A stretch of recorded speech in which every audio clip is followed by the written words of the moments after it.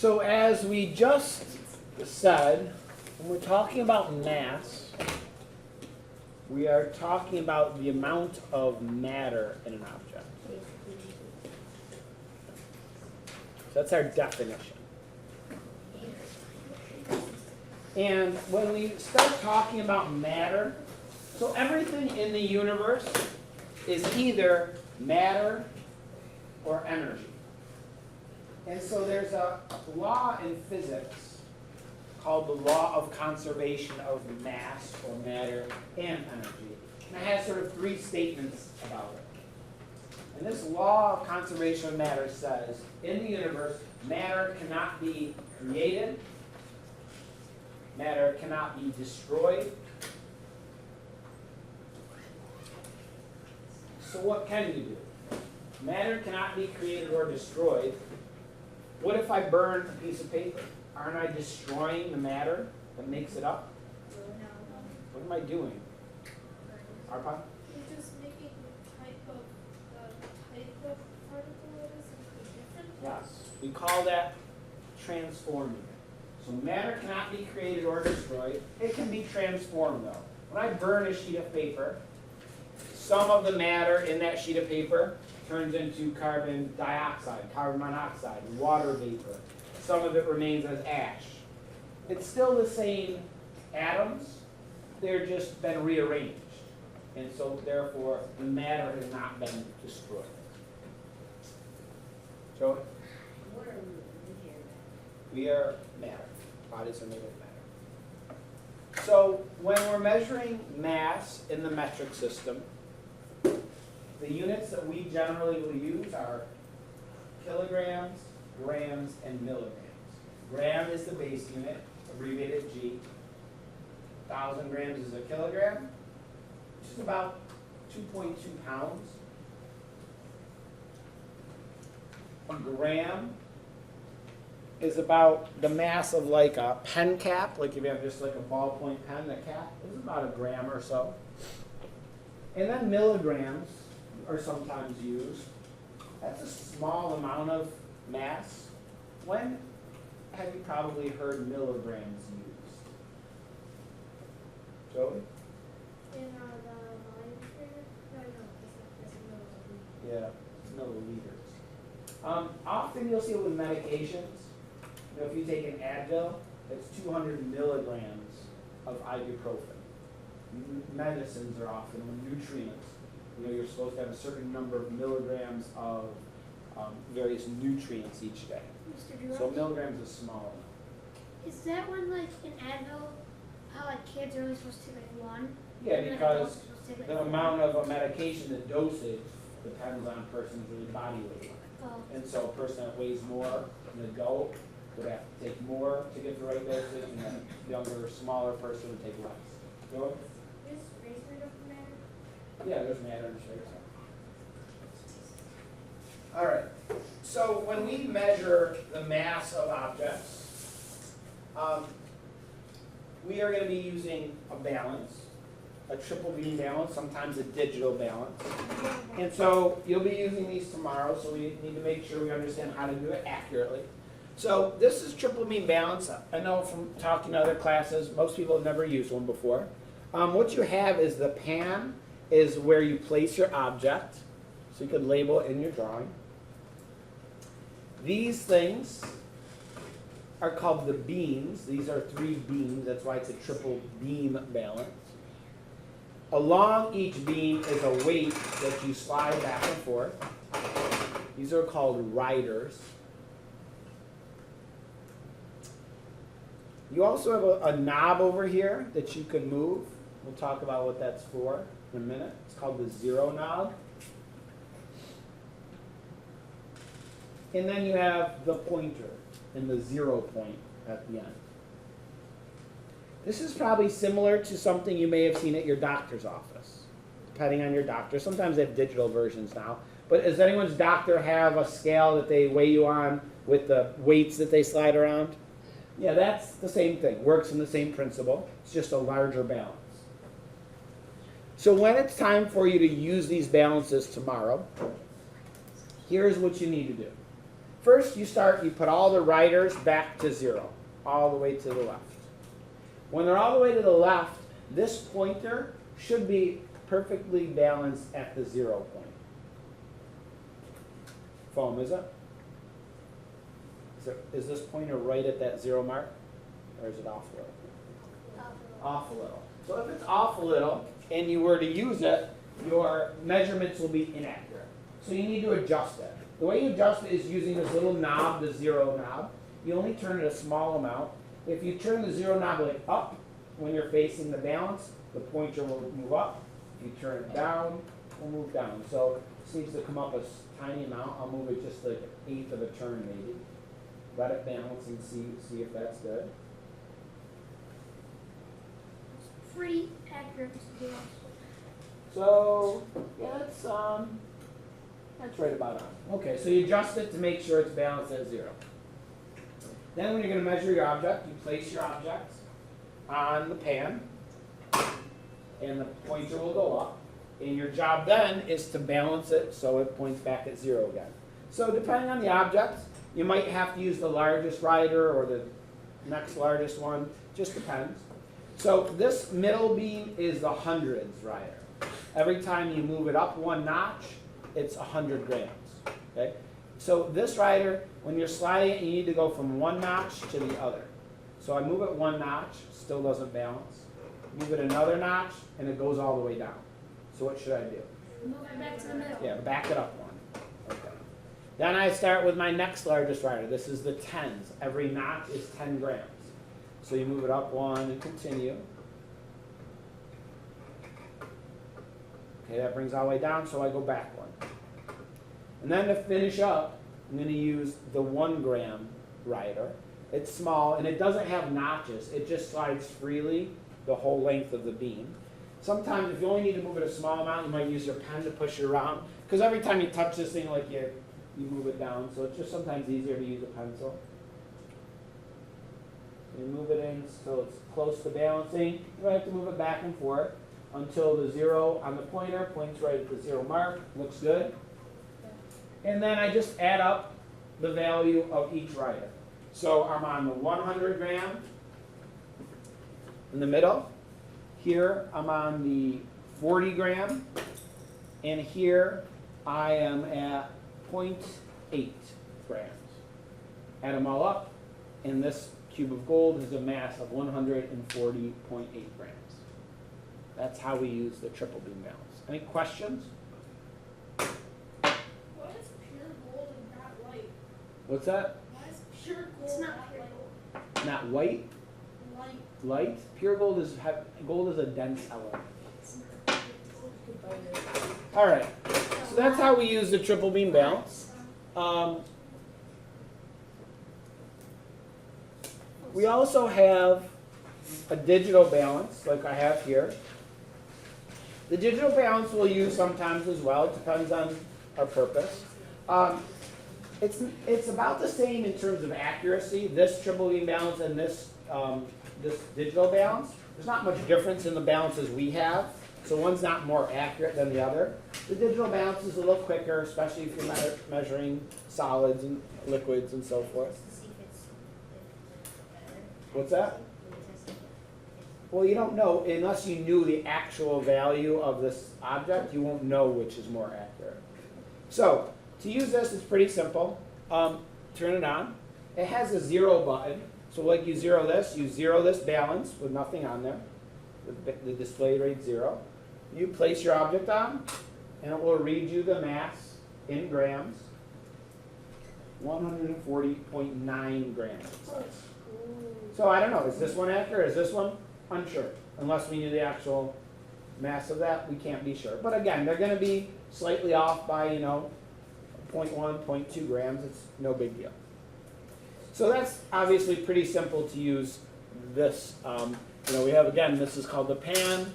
We have the 0 button, and then we have the display. Now where the digital balance really comes in handy is with that zeroing button. Because let's say, for example, I want to know the mass of liquid in this container. Well, obviously I can't pour it on the pan. So how do I find its mass? Danielle? You have to measure the beaker's mass first, and then you put both of them, you put the liquid in the beaker, and then you measure that, and then you subtract the new one from the beaker. Yeah, so I could find the mass of this container, record it, pour my liquid in there, find the mass, and subtract. That would tell me the mass of just the liquid. But using the digital balance, it's a little simpler, because I could put this on the balance, and then do what? Press the 0 button. Now it reads 0, so whatever I add, that's the mass it's going to read. So if I add all this liquid, mass of this liquid is 259.1 grams. Plus 259.1 grams. Okay? So that's a nice way to do it. What's it going to read when I take this off? No. Harpon? It's gonna read whatever, so it's gonna read something negative? Yes. It's right now it says negative 82.2. Why negative? Bella? Because you put the 0 for the weight of the beaker thingy. Graduated cylinder? Yeah. Yes. Yeah, I zeroed it with the graduated cylinder. If I take the graduated cylinder off, it's going to give me a negative number. So if I wanted to use it to measure the mass of this, I have to zero it again. And then I can use it. Okay? So that's how we use the digital balance.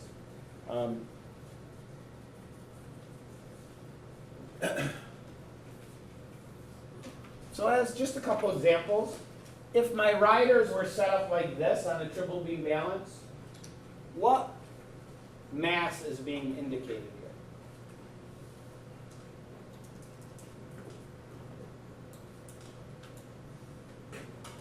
here? Jaden? 175 grams. 175 grams. What? It would be beaker. You say 175. How about this one on the bottom? Sophia? 328 grams. Now, the ones that are shown in your notes here are not like ours. Ours have tenths of a gram mark, so we can be more accurate than this. But you get the point. You add up all the riders to tell the final mass. All right, the last thing for us to talk about today is this concept of mass versus weight. When I asked you guys at the beginning of class about what mass is, many of you were referring to weight. And they're not the same thing, actually. We often will use those terms interchangeably, but scientifically they mean different things. So mass, as we know, basically it's how much stuff, how much matter there is in an object.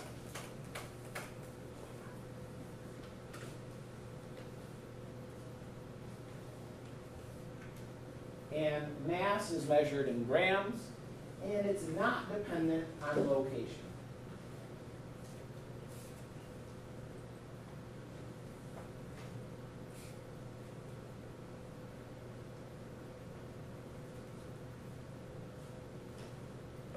If I were to take this cube of gold to the International Space Station,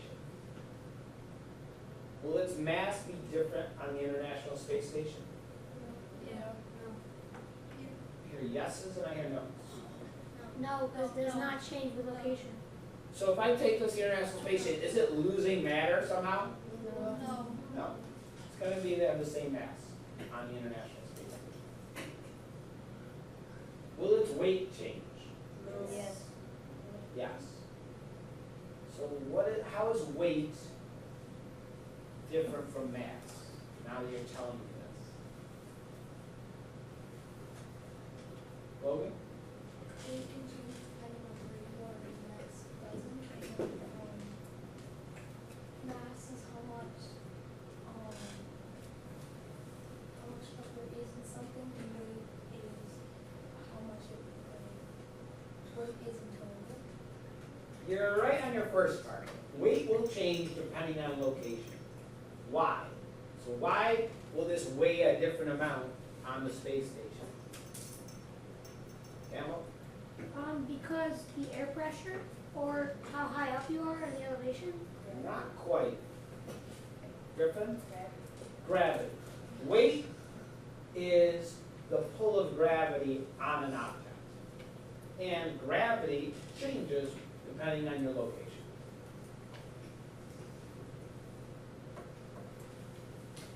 So the weight of an object is determined by two factors.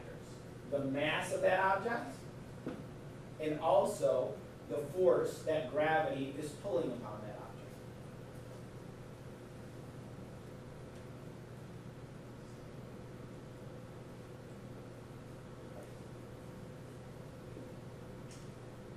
To calculate the weight, a simplified version of the formula is weight is the mass of the object times the force of gravity.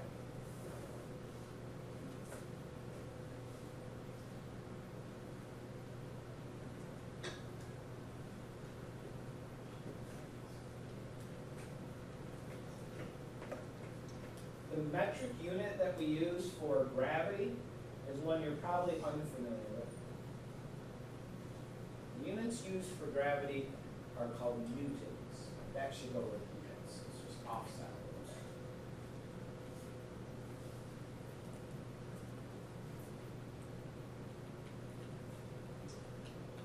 So what determines the force of gravity? So, I mean, I think you know some of it. So what is the force of gravity in space? Arpon? It's none. Yeah, it's basically zero, pretty much. How about on the moon? Is there gravity, a force of gravity on the moon, Jada? Yes. How does it compare to Earth? It's much less. How about the force of gravity on Jupiter? So, more than Earth. So why? What is the difference between those places that's determining gravity is different? Arpon? The mass of the planet. Yeah, the size of the planet. The larger the planet, the more mass it has. Really, it's mass, not size. But the greater the mass of the planet, the greater the force of gravity. So planets that are more massive than Earth have a stronger force of gravity. Planets or satellites smaller than Earth have a lower force of gravity. Joe? What's the amount of size that you need to have for an object to have gravitational pull? Technically, all objects have a force of gravity between them. There's a force of gravity between this remote and this block of gold. It's very, very tiny. When you jump, the Earth pulls on you with a force of gravity, and so you return back here. But you pull the Earth up towards you with a force as well. But obviously, your mass compared with the mass of the Earth is minuscule. So there's no actual movement. The force is so tiny. So all objects in the universe have a gravitational force between them. But it really only comes into significant play when they're very, very large objects. So if everybody jumped in the world, could the Earth move? Yeah, sometimes if you've been like walking around, you feel like something, it's probably because Mr. Arcuri jumped. And the Earth was attracted to his force of gravity. All right, let me just move on. I'll answer your questions in a minute. So, the size of the object determines its force of gravity, as well as the distance from the center of that planet, of that object.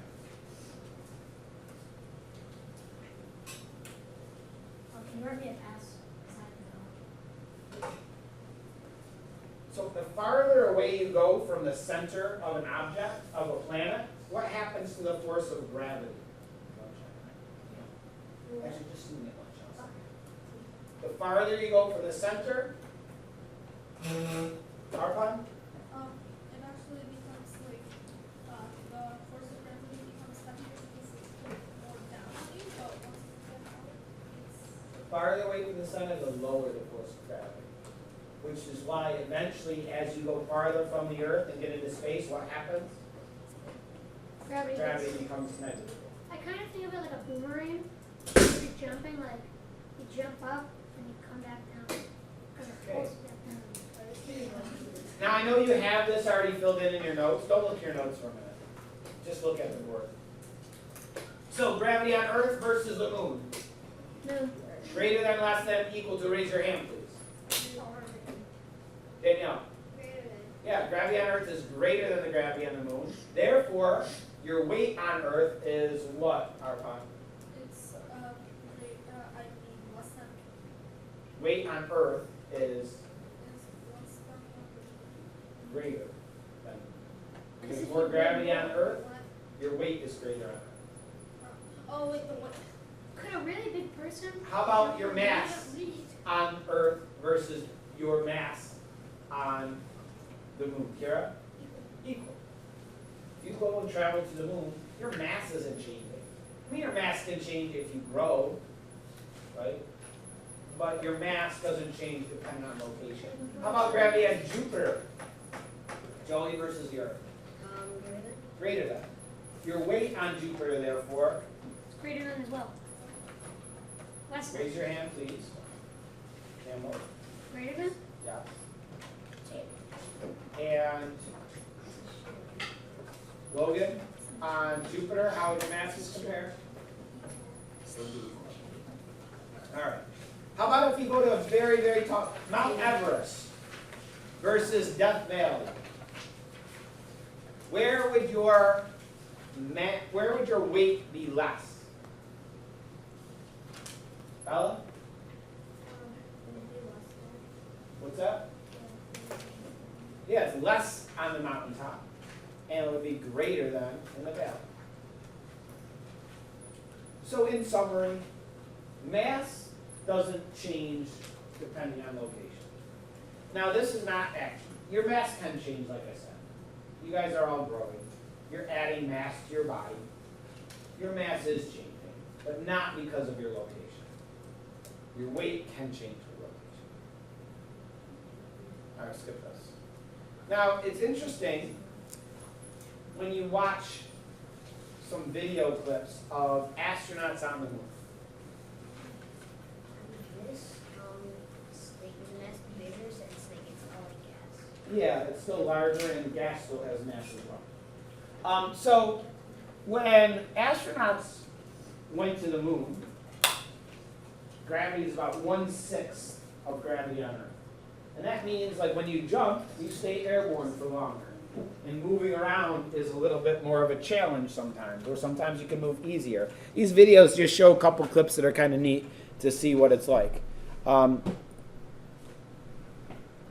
So, you know, at first it was hard for them to figure out, or they tried to figure out how to get around.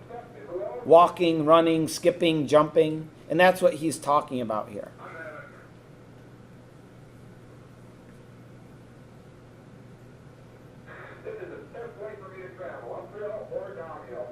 And this is not a slow motion. This is how long he's actually airborne.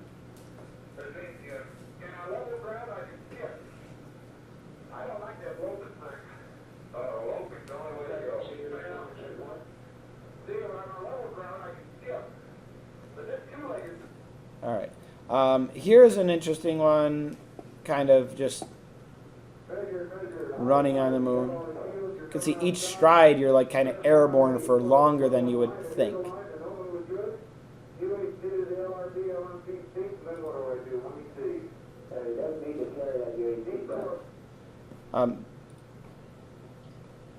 This one's kind of neat if you could see. It's a little hard to see. He's going to throw a hammer. You can't see it for a little while, but it'll go up. Once it gets into the sky, you can see it. But look how far he can throw this hammer.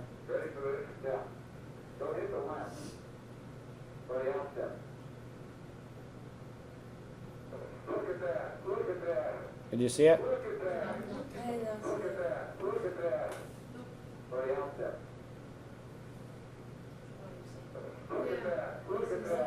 You could see it like it comes up when it comes up through here. Yeah, it's really hard.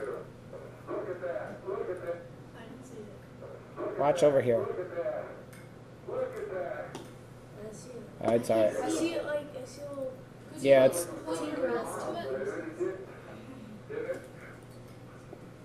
all right, and this one's kind of.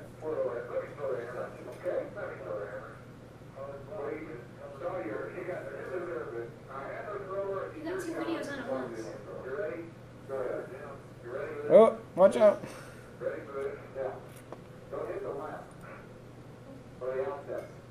All right. All right. Enough of this. Now. All right. Enough, please. Actually, I want to show you one more thing. But if I have two.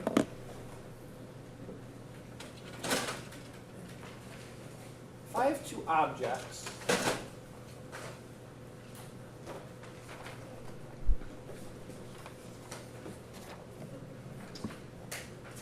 If I go up here.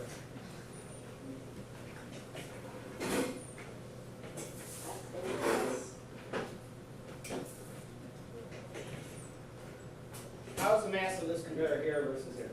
I mean, yeah, the mass. Same thing. How about what's the weight of it here? It's less. Last. Like a little bit less. Tiny, and then you would never be able to measure. Even with the most accurate balances, probably never be able to measure. What if I drop this light piece of ball sword versus this golden cube? One's gonna make more noise. Same time. Same time? This one has a very small. That one's gonna get to the ground faster because of the weight. That's the same ground. All right, will this one hit the ground first? Yes. It weighs more. Gravitational pull. No, it won't. Same thing. Who said what?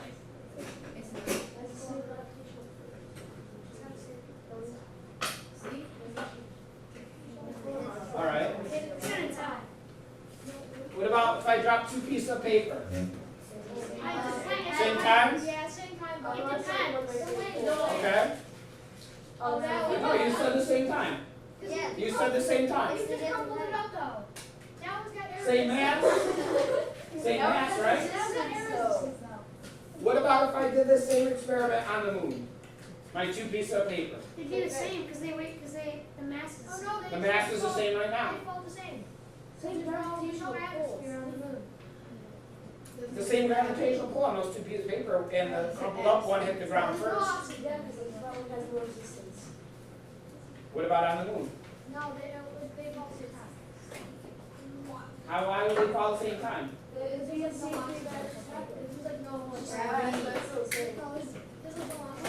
There's no atmosphere on the moon. Because what is actually slowing down that flat piece of paper? Air resistance. Therefore, they don't hit it. Attention all ninth graders, please check your email for important yearbook information. If you cannot open It's my golden line. please see Mr. Stossel. And attention ninth graders, please check your email for important yearbook information. Thank you. Thank you, Mr. Watch this video of them dropping a hammer and a feather on the moon. Were you able to see it? Yeah, you could see this one better. Arpan, sit down. Oh, okay.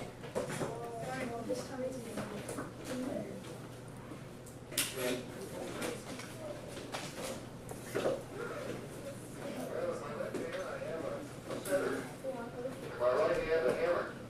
I guess one of the reasons we got here today was because of a gentleman named Galileo a long time ago, who made a rather significant discovery about foreign objects in gravity fields. And we thought that where would be a better place to confirm his findings on the moon. And so we thought we'd try it here for you. The feather happens to be appropriately a falcon feather for our falcon. And I'll drop the two up here, and hopefully they'll hit the ground at the same time. How about that? So if you watch that again, you see At the same time. hammer, feather. And they hit at the same time. That's because there's no air resistance there that's slowing down the fall of the feather.